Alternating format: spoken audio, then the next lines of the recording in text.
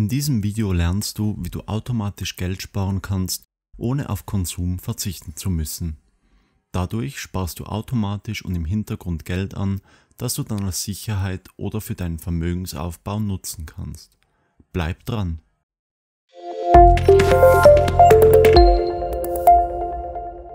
Wer kennt das Gefühl nicht? Am Ende des Monats werden die Taschen immer leerer. Durch das Verfolgen unserer Videos hast du gelernt, dass Sparen sehr wichtig ist. Aber wie soll man sparen, wenn man kein Geld mehr hat, das man auf die Seite legen könnte? Wir verstehen unter Sparen das Beiseitelegen von Geld, welches wir zurzeit nicht benötigen. Das Problem ist, dass wir immer Geld brauchen. Wir haben nicht zu viel davon. Also geben wir es aus und haben daher kein Geld, welches wir zurzeit nicht benötigen. Darum müssen wir erst unseren Mindset ändern. George Samuel Clayson, der Autor von Der reichste Mann von Babylon, empfiehlt folgende Denkweise. Am Anfang jeden Monats müssen wir uns selbst als Erster bezahlen. Wenn wir uns von unserem Lohn als erstes neue Schuhe kaufen, dann bezahlen wir den Schuhhersteller zuerst. Wenn wir mit dem Lohn gleich unsere Miete bezahlen, dann bezahlen wir den Vermieter als Erster. Wir sollten aber uns selbst zuerst bezahlen. Wie soll das gehen? Genau darum dreht sich das heutige Video. Herzlich willkommen bei Money Talk. Jeder hat seine eigenen Gründe zu sparen. Man möchte Ferien machen, sich ein Haus kaufen oder man möchte einfach etwas Geld beiseite haben. Oftmals spart man auf etwas Bestimmtes hin, das man sich zurzeit noch nicht leisten kann. Dabei wird gerne vergessen, dass das Leben nicht immer linear verläuft. Es kann immer etwas passieren und man kann nicht mehr machen, als sich auf solche unglücklichen Momente vorzubereiten. Sparen dient daher auch als Versicherung, um zum Beispiel einige Monate nach einer Kündigung überbrücken zu können. Auf diesem Kanal geht es um den Vermögensaufbau und daher ist das für uns die treibende Motivation, um Geld zu sparen. In der Einleitung wurde ein Problem geschildert, das die meisten kennen. Am Ende des Monats noch Geld zu haben, das gespart werden kann, ist nicht nur schwierig, sondern auch psychologisch kein guter Ansatz. Wenn du den ganzen Monat aufpassen musst, nicht zu viel Geld auszugeben, dann schränkst du damit dein Konsumverhalten ein und es macht schnell keinen Spaß mehr. Sparen wird somit etwas Negatives, weil es bedeutet, dass du den ganzen Monat auf etwas verzichten musst. Aus diesem Grund muss das Sparen automatisch und im Hintergrund passieren. Am besten bekommst du davon gar nichts mit, sondern lässt es einfach im Hintergrund laufen, bis du das Geld einsetzen möchtest. Das Einfachste, was du machen kannst, ist einen Dauerauftrag bei deiner Bank anzulegen. An dem Tag, an dem du deinen Lohn erhältst, soll ein von dir definierter Betrag auf dein Sparkonto überwiesen werden. Automatisch. Somit bist du der Erste, der von deinem Lohn bezahlt wird.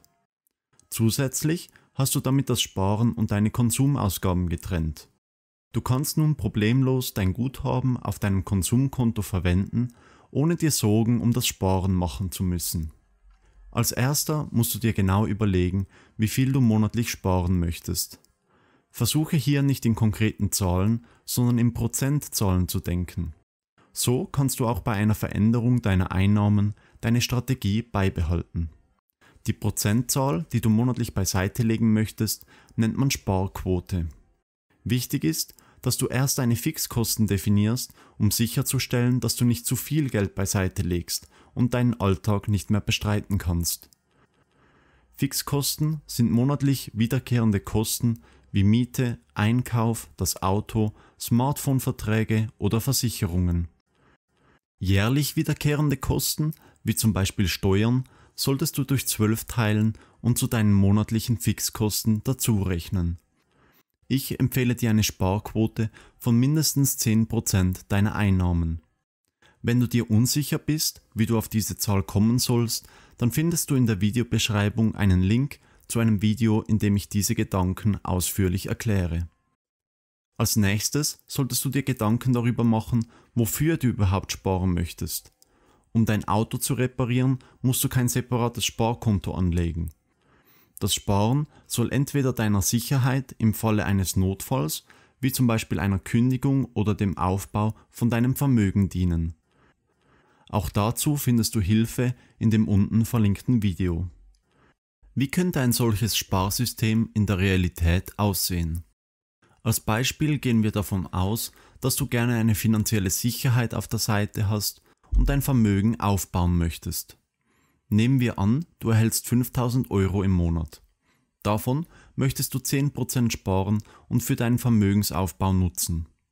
Die Hälfte von diesen 10% überweist du mit einem Dauerauftrag auf ein Sparkonto, das dir als Sicherheit dienen wird.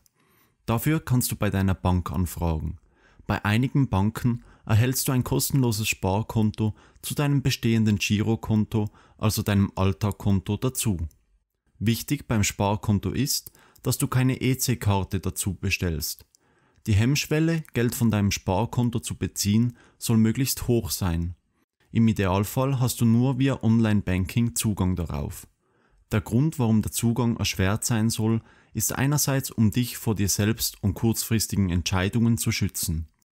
Aber auch, weil es sein kann, dass Transaktionen von deinem Sparkonto weg gebührenpflichtig sein können. Daher solltest du Hin- und Her-Transaktionen vermeiden und im besten Fall bloß Geld einzahlen.